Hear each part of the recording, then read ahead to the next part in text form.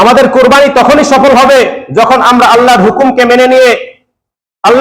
মেনে নিয়ে সম্পদের মায়া ত্যাগ করে আল্লাহর হুকুম বাস্তবায়নের জন্য চেষ্টা করব, এবং সম্পদ সঞ্চয় করে রাখার যেই মোহ, সম্পদ সঞ্চয় করে রাখার যেই চিন্তা ভাবনা, সেই চিন্তা ভাবনাকে ত্যাগ করে যখন আমরা যাকাত আদায় করব, হজ পালন করব, কুরবানি করব, তখনই আমাদের কোরবানিটা সঠিক হবে। এবং আমাদের সন্তানের প্রতি যেই ভালোবাসা, মা বাবার প্রতি যেই ভালোবাসা, সমাজের মানুষের প্রতি যেই ভালোবাসা, এই ভালোবাসার উপরে যখন আমরা আল্লাহ এবং আল্লাহ রসুলের ভালোবাসাকে প্রাধান্য দিব, তখনই বোঝা যাবে যে আমাদের মধ্যে কোরবানির মূল শিক্ষা। সম্মানিত মুসল্লিয়ানে কেরাম, আজ হচ্ছে জিলহজ মাসের 2 তারিখ। আগামী 10 জিলহজ শনিবার হচ্ছে পবিত্র ঈদ উল আজহা। আজহা শব্দের অর্থ হচ্ছে ত্যাগ, কোরবানি, আর ঈদ শব্দের অর্থ হচ্ছে খুশি। সুতরাং ঈদ উল আজহা শব্দের অর্থ হচ্ছে কোরবানির খুশি। আরবিতে এটাকে বলা হয় ঈদ উল আজহা।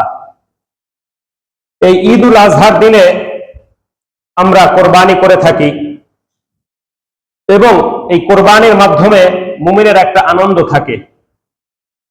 এই জন্য এটাকে বলা হয়েছে কোরবানির খুশি। ইসলামে অনেক ধরনের কোরবানির কথা বলা হয়েছে। এক ধরনের কোরবানি হচ্ছে জানের কোরবানি, অর্থাৎ যেটা করতে গেলে জানকে কষ্ট দিতে হয়, দেহকে কষ্ট দিতে হয়, যেমন নামাজ, রোজা, হজ, জিহাদ ইত্যাদি। এগুলো পালন করতে গেলে জানকে কষ্ট দিতে হয়, জিহাদে গেলে এমনকি জীবনও চলে যেতে পারে। আরেক ধরনের কোরবানি হলো মালের কোরবানি, যেমন যাকাত, ফিতরা, কোরবানি, দান সদকা ইত্যাদি। এর মাধ্যমে বান্দা মাল খরচ করে, মালের কোরবানি করে। আর হজের মাধ্যমে জানের কোরবানিও হয়, আবার মালের কোরবানিও হয়।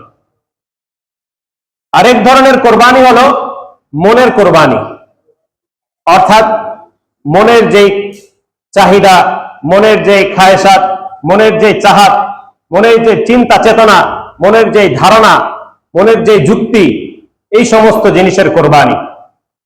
এবং এটাই হচ্ছে সবচেয়ে বড় কোরবানি। কারণ মানুষ অকাতরে তার সম্পদকে ব্যয় করতে পারে, জীবনকে ব্যয় করতে পারে, কিন্তু তার মনের যেই ধ্যান ধারণা, তার মনের যেই চিন্তা ভাবনা, তার মনের যে যুক্তি, সেটা মানুষ ছাড়তে প্রস্তুত হয় না।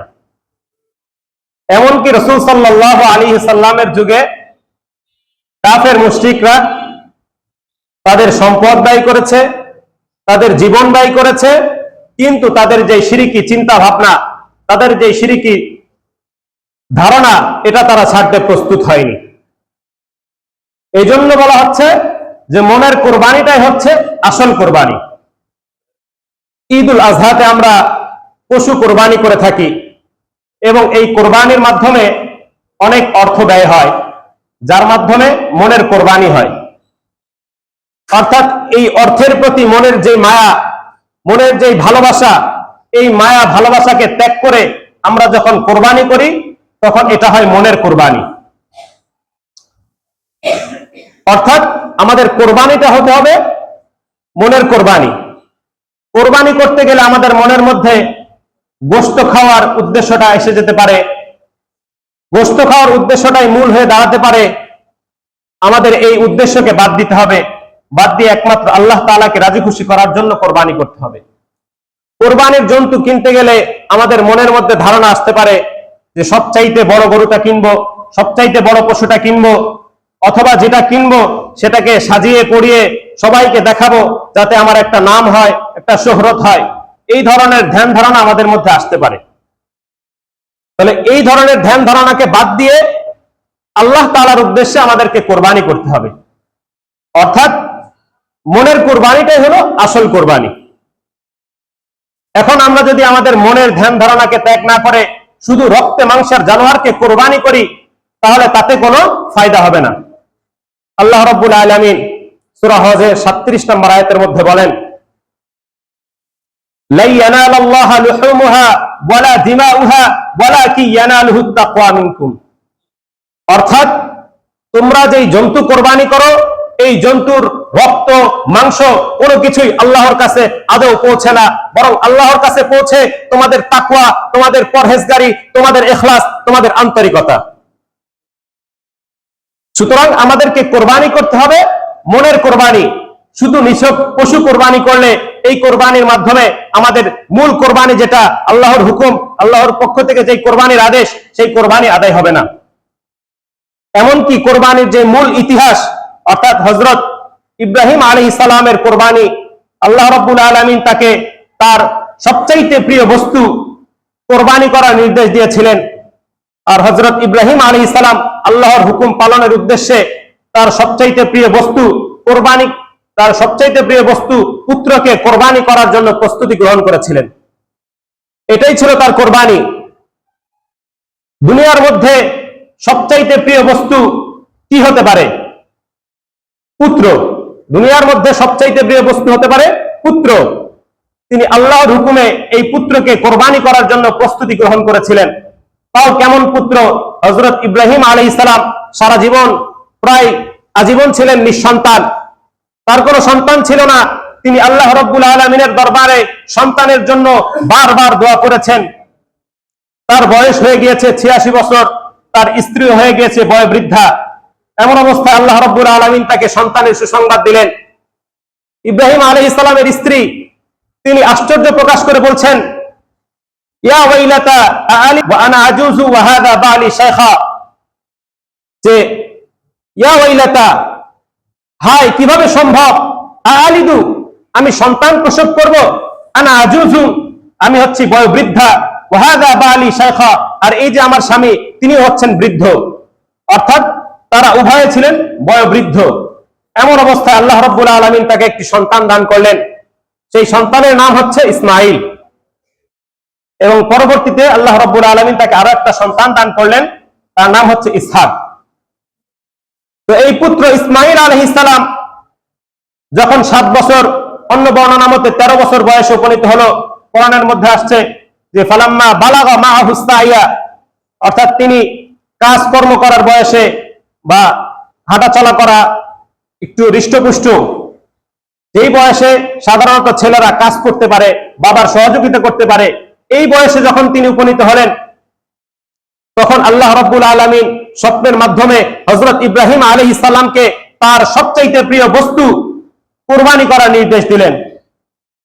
হযরত ইব্রাহিম আলাইহিস সালাম পুত্রকে কোরবানি করার জন্য মন থেকে প্রস্তুতি গ্রহণ করলেন এবং পুত্রকে জবাই করার জন্য মিনার ময়দানে নিয়ে গেলেন। আল্লাহ রাব্বুল আলামিন সূরা সাফফাতের মধ্যে আয়াত নাযিল করে দিয়েছেন 102 নম্বর থেকে 107 নম্বর আয়াত পর্যন্ত। আল্লাহ রাব্বুল আলামিন বলেন, ইব্রাহিম আলাইহিস সালাম পুত্রকে উদ্দেশ্য করে বলল, হে আমার পুত্র, আল্লাহ রাব্বুল আলামিন তোমাকে জবাই করার আদেশ দিয়েছে। এই ক্ষেত্রে তোমার মনোভাব কি? এই ক্ষেত্রে তোমার অভিব্যক্তি কি? আল্লাহ রাব্বুল আলামিন হযরত ইব্রাহিম আলাইহিস সালামকে কোরবানি করার উদ্দেশ্য আদেশ দিয়েছেন। ইব্রাহিম আলাইহিস সালাম আল্লাহর উদ্দেশ্যে কোরবানি করবেন, এখানে পুত্রের কাছে অভিমত চাওয়ার কি দরকার আছে? পুত্রের কাছে তিনি কেন অভিমত চাইলেন? এ সম্পর্কে তাফসীর কারকগণ অনেক সুন্দর তাফসীর করেছেন। তারা বলেন যে হযরত ইব্রাহিম আলাইহিস সালাম তার পুত্রকে পরীক্ষা করতে চাইলেন। পরীক্ষা করার জন্য তিনি তার পুত্রকে বললেন, হে আমার পুত্র, আল্লাহ রাব্বুল আলামিন তোমাকে জবাই করার আদেশ দিয়েছে, অর্থাৎ আমি স্বপ্নের মধ্যে তোমাকে জবাই করার বিষয়টি দেখেছি। এখন এক্ষেত্রে তোমার মনোভাব কি? এক্ষেত্রে করণীয় কি? তখন ইসমাঈল আলাইহিস সালাম তিনি তো নবী পুত্র, তিনি তো পরীক্ষায় ফেল করার মতো নয়, তিনি হচ্ছেন নবী পুত্র, তিনি পরীক্ষায় অবশ্যই পাশ করবেন। কথায় আছে, বাপ কা বেটা সিপাহী কা ঘোড়া, কুছ না হতো থোড়া থোড়া। ইব্রাহিম আলাইহিস সালাম তিনি জবাব দিলেন, ক্বালা ইয়া আবাতি ইফআল মা তু'মার সাতাজিদুনি ইনশাআল্লাহু মিনাস সাবিরিন। ইব্রাহিম আলাইহিস সালাম বলেন, হে আমার পিতা, আল্লাহ রাব্বুল আলামিন আপনাকে যে আদেশ করেন আপনি সেটা পালন করুন। আল্লাহ চাহে তো আপনি আমাকে ধৈর্যশীলদের অন্তর্ভুক্ত পাবেন। সুবহানাল্লাহ। বর্ণনার মধ্যে এসেছে, riwayat-এর মধ্যে এসেছে, ইসমাঈল আলাইহিস সালাম আরো বললেন যে আপনি আমার হাত পাগুলোকে ভালোভাবে বেঁধে নিন, যাতে আমি নড়াচড়া করতে না পারি। নড়াচড়া করলে আপনার জবাই করতে কষ্ট হবে, রক্ত ছিটে গিয়ে আপনার গায়ে লাগবে, এবং ছুরিকে ভালো করে ধারালো করে নিন, যাতে খুব সহজেই খুব তাড়াতাড়ি আপনি জবাই কার্য শেষ করতে পারেন। তারা যখন তারা পিতা পুত্র উভয়ে আল্লাহর আদেশ পালন করার জন্য নিজেদেরকে সুপর্দ করলো এবং তারা জবাই কার্য করার জন্য তারা মিনার ময়দানে উপস্থিত হলো, আল্লাহ রাব্বুল আলামিন ডাক দিয়ে বলেন, ফালাম্মা বালাগা মা'হু সা'য়া ক্বালা ইয়া বুনাইয়া ইন্নী আরা ফিল মানামি আন্নী আযবাহুকা ফানজুর মাযা তারা। এরপর আল্লাহ রাব্বুল আলামিন ডাক দিয়ে বলেন, ইব্রাহিম আলাইহিস সালামকে ডাক দিয়ে বলেন, হে ইব্রাহিম, নিশ্চয়ই তুমি পরীক্ষায় কৃতকার্য হয়েছ। এটা ছিল আল্লাহ রাব্বুল আলামিনের পক্ষ থেকে এক বিরাট পরীক্ষা। আল্লাহ রাব্বুল আলামিন এই পরীক্ষার মাধ্যমে তোমাকে যাচাই করতে চেয়েছিলেন, সেই পরীক্ষায় তুমি কৃতকার্য হয়েছ। সুতরাং আল্লাহ রাব্বুল আলামিন বলেন, ইন্না কাযালিকা নাজজিল মুহসিনিন, এভাবেই আমি সৎকর্মশীলদেরকে প্রতিদান দিয়ে থাকি। এরপর আল্লাহ রাব্বুল আলামিন জান্নাত থেকে একটা মর্যাদাবান উট পাঠিয়ে দিলেন এবং সেই উটের মাধ্যমে কোরবানি সম্পন্ন হলো। এই ঘটনা থেকে দেখা গেল যে ইব্রাহিম আলাইহিস সালাম পুত্রের গলায় ছুরি চালিয়েছিলেন, কিন্তু পুত্র জবাই হলো না, তার স্থলে জবাই হলো দুম্বা। এখানে মূল উদ্দেশ্য ছিল পুত্রকে জবাই করা নয়, মূল উদ্দেশ্য ছিল ইব্রাহিম আলাইহিস সালামের মনের কুরবানি, অর্থাৎ আল্লাহর আদেশ পালনের জন্য হযরত ইব্রাহিম আলাইহিস সালাম মন থেকে প্রস্তুতি নেন কিনা, তিনি মন থেকে আল্লাহর আদেশ পালন করেন কিনা, এটাই ছিল দেখার মূল উদ্দেশ্য, এটাই ছিল তার মূল শিক্ষা। ইব্রাহিম আলাইহিস সালাম সেই পরীক্ষায় সফল হয়েছেন, তিনি তার পরীক্ষায় কৃতকার্য হয়েছেন। তিনি এটা প্রমাণ করেছেন যে দুনিয়ার সবকিছুর প্রতি যে ভালোবাসা, সবকিছুর প্রতি যে প্রেম, সবকিছুর প্রতি যে আবেগ, সেই আবেগকে প্রত্যাখ্যান করে একমাত্র আল্লাহ রাব্বুল আলামিনের আদেশ পালনের জন্য আমি প্রস্তুতি গ্রহণ করেছি। তিনি যখন এটা করলেন, তখন আল্লাহ রাব্বুল আলামিন বললেন যে তুমি পরীক্ষায় কৃতকার্য হয়েছো, তুমি পরীক্ষায় সফল হয়েছো। তাহলে এই ঘটনা থেকে আমাদের শিক্ষা হলো, আমাদেরকেও শুধু নিছক পশু কুরবানি করলেই হবে না, বরং আমাদের মনের যে ধ্যান ধারণা, আমাদের মনের যে চিন্তা চেতনা, এই চিন্তা চেতনার কোরবানি করতে হবে। এবং ইব্রাহিম আলাইহিস সালামের এই ঘটনার শিক্ষা হিসেবে, ইব্রাহিম আলাইহিস সালামের ঘটনার শিক্ষা হিসেবে আমাদের উপরে আল্লাহ রাব্বুল আলামিন কোরবানি ওয়াজিব করে দেন, কোরবানির বিধান আমাদের উপরে প্রবর্তিত করে দেন। সুতরাং শুধু নিছক পশু কুরবানি করলেই হবে না, বরং নিজের মনের যে ধ্যান ধারণা, নিজের মনের যেই চিন্তা চেতনা, এই চিন্তা চেতনাকেও কোরবানি করতে হবে, অর্থাৎ কোরবানি করতে হবে একমাত্র আল্লাহ রাব্বুল আলামিনের উদ্দেশ্যে। অর্থাৎ যে রসুলের যত বেশি কাছে, আল্লাহর তত বেশি কাছে, যে আল্লাহর তত কাছে, সে জান্নাতের তত বেশি কাছে। রসুল থেকে যত বেশি দূরে, সে আল্লাহ থেকে তত বেশি দূরে। আল্লাহর কসম করে বলি যে আল্লাহর থেকে যত বেশি দূরে, সে জান্নাত থেকে তত বেশি দূরে। এই জন্য সবকিছুর মায়া মোহকে ত্যাগ করে একমাত্র আল্লাহ, আল্লাহর রসুলের মায়া মহব্বত ভালোবাসাকে সবকিছুর উপর আমাদেরকে প্রাধান্য দিতে হবে, তাহলেই সেটা হবে কোরবানি।